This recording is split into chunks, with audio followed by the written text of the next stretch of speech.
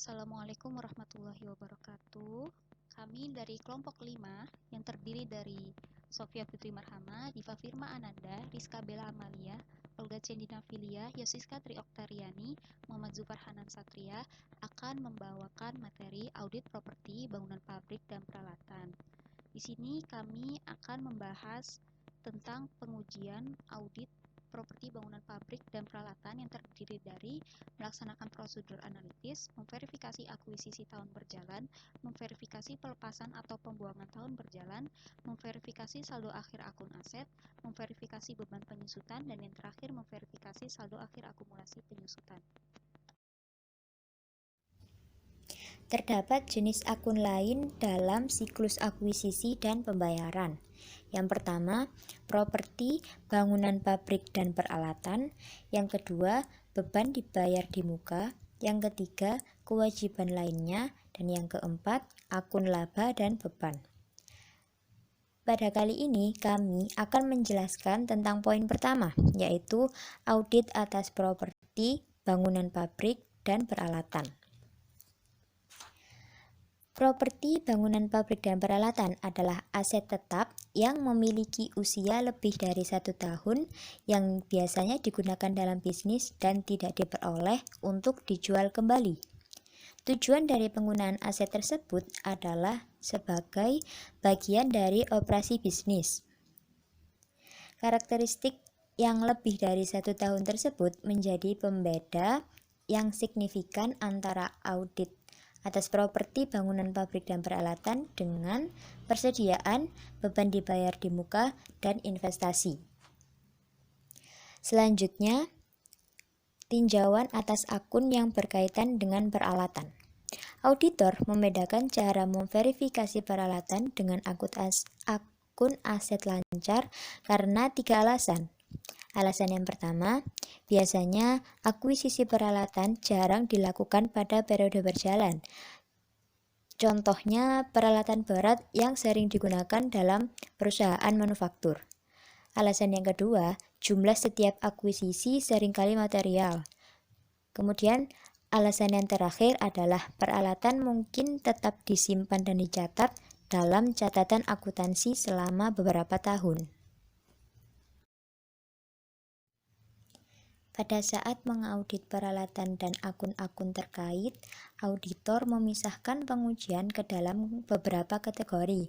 Kategori-kategori tersebut adalah yang pertama, melaksanakan prosedur analitis, yang kedua, memverifikasi akuisisi tahun berjalan, yang ketiga, memverifikasi pelepasan atau pembuangan tahun berjalan, yang keempat, memverifikasi saldo akhir tahun aset, yang kelima, memverifikasi beban penyusutan, kemudian yang terakhir, memverifikasi saldo akhir akumulasi penyusutan. Dalam kategori-kategori tersebut, yang pertama adalah melaksanakan prosedur analitis. Prosedur analitis adalah evaluasi informasi keuangan melalui analisis hubungan yang reasonable atau wajar antara data keuangan satu dengan data keuangan yang lain ataupun antara data keuangan dengan non-keuangan. Dalam bidang audit, jenis prosedur analitis tergantung pada sifat operasi klien atau tergantung pada klien tersebut ingin seperti apa.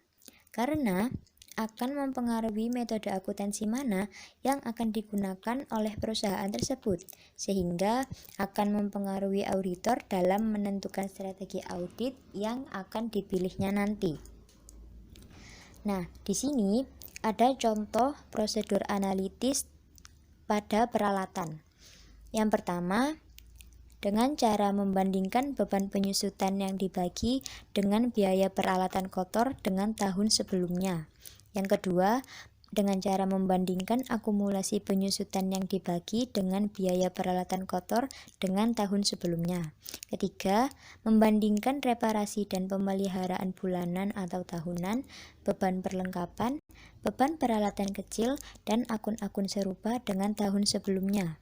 Yang keempat atau yang terakhir, dengan cara membandingkan biaya manufaktur kotor yang dibagi dengan beberapa ukuran produksi dengan tahun sebelumnya. Memverifikasi akuisisi tahun berjalan. Perusahaan harus mencatat penambahan pembelian aset berjalan dengan benar, karena hal ini sangat berpengaruh terhadap laporan keuangan. Titik awal verifikasi akuisisi tahun berjalan umumnya melalui semua akuisisi tercatat yang didapat melalui file induk properti.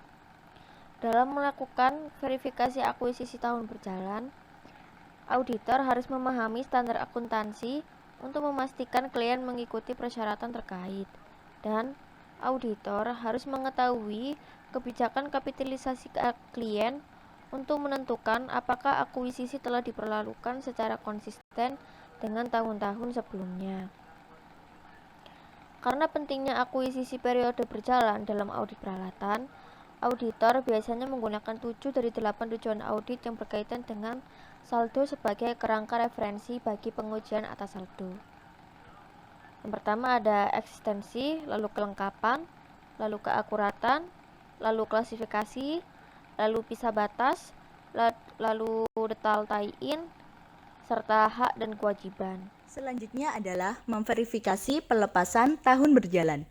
Jadi, transaksi yang melibatkan pelepasan peralatan manufaktur seringkali disalahsajikan apabila pengendalian internal perusahaan tidak memiliki metode formal untuk memberitahu manajemen tentang penjualan tukar tambah, pengabaian, atau pencurian mesin dan peralatan yang tercatat. Tujuan utama auditor dalam hal ini adalah untuk mengumpulkan bukti yang cukup dan tepat bahwa semua pelepasan telah dicatat dan pada jumlah yang benar.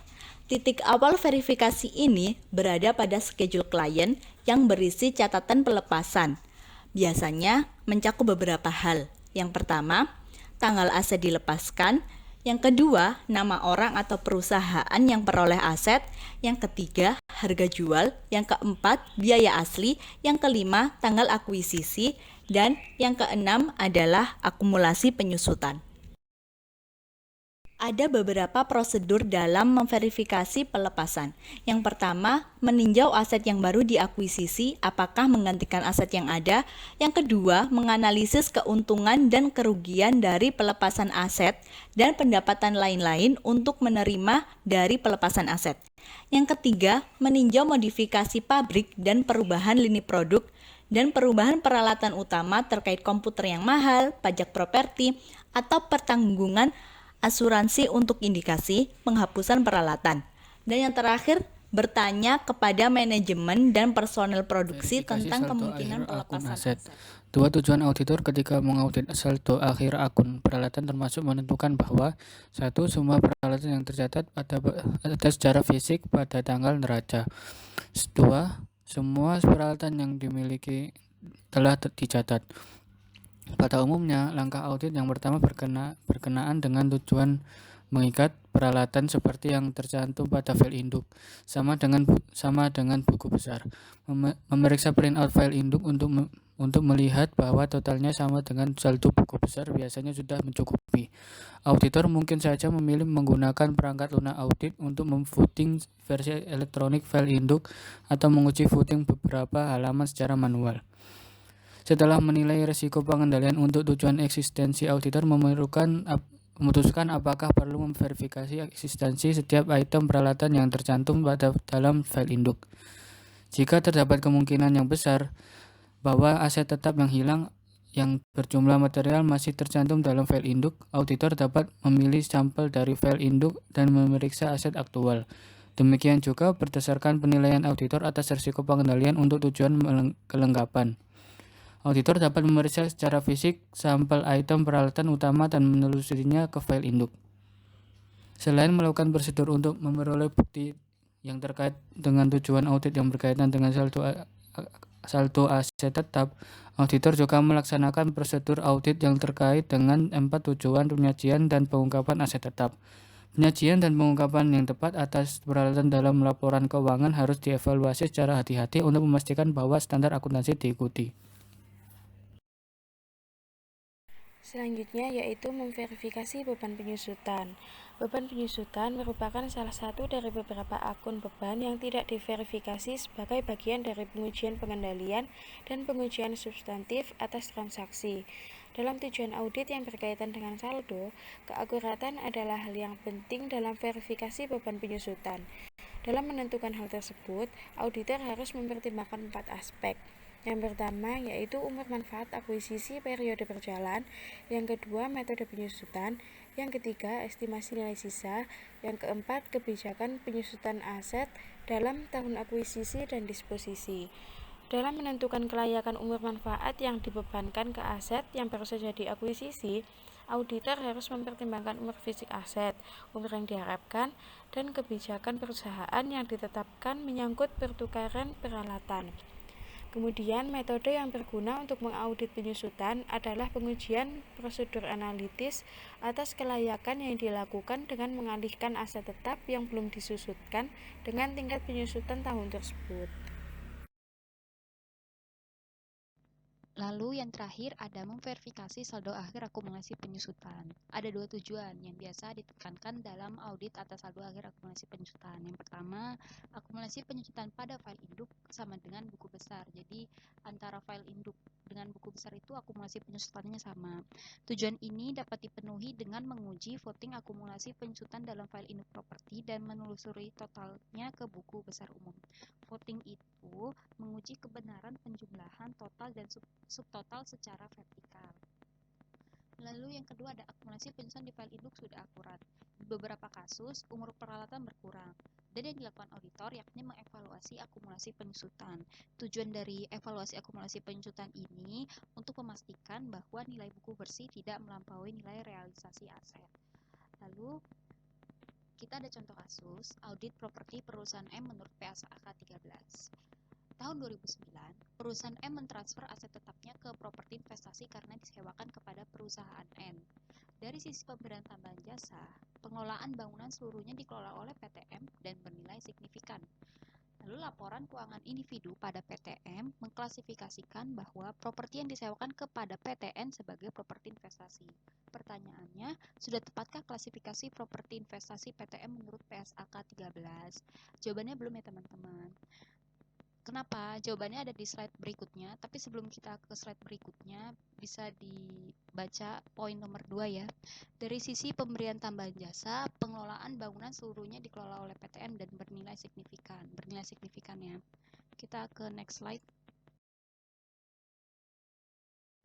Nah, ini dia ya teman-teman, bisa dilihat. Menurut PSAK 13, syarat klasifikasi properti investasi adalah yaitu kita fokus ke poin nomor 4 ya. Jika entitas memberikan tambahan jasa kepada penghuni properti yang dimilikinya, entitas memperlakukan properti tersebut sebagai properti investasi jika jasa tersebut tidak signifikan terhadap keseluruhan perjanjian. Bisa kita garis bawahi ya kata-kata tidak signifikan. Sedangkan pada slide 7 itu, jasa tambahan yang diberikan oleh PTM itu bernilai signifikan. Sedangkan menurut PSAK 13 itu tidak boleh bernilai signifikan agar bisa disebut properti investasi.